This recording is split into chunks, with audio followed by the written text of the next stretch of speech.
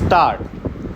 India has, since the 1960s, had a succession of agriculture ministers with both an understanding of and passion for the sector, from C. Subramaniam and Jagjeevan Ram to Balram and Sharad Pawar.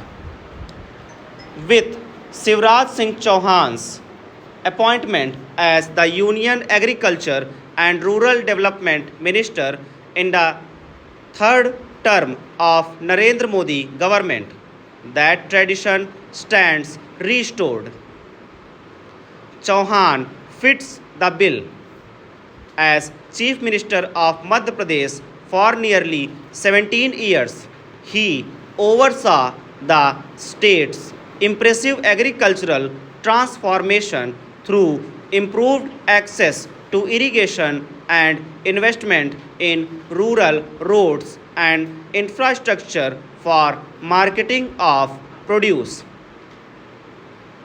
These helped catapult it into becoming the country's second largest wheat producer and contributor to the central grain pool.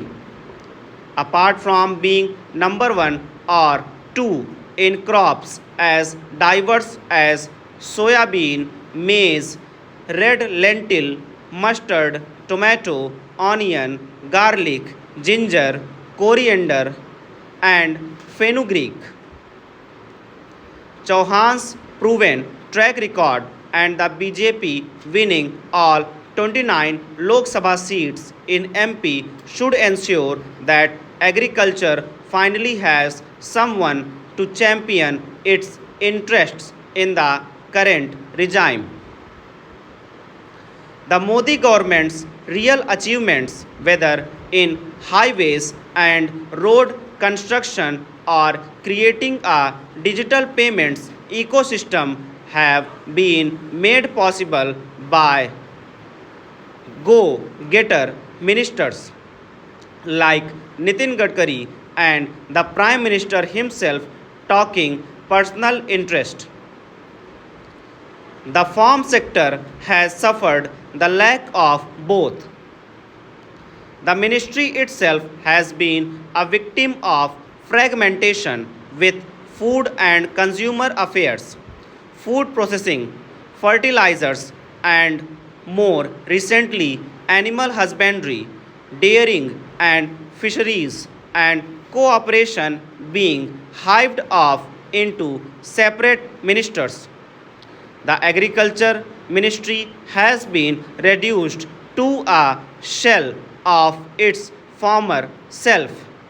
Ideally, all these departments should come under the purview of a single ministry and person of statute, allowing for focused policy formulation and decision making.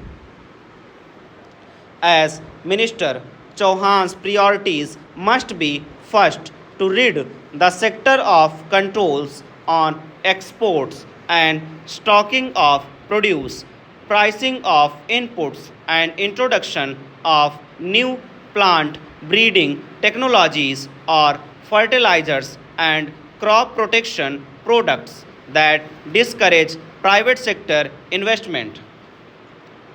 These hurt farmers most. The second is to improve input use efficiency so that farmers produce more crop on the same land using less water, nutrients, and labor.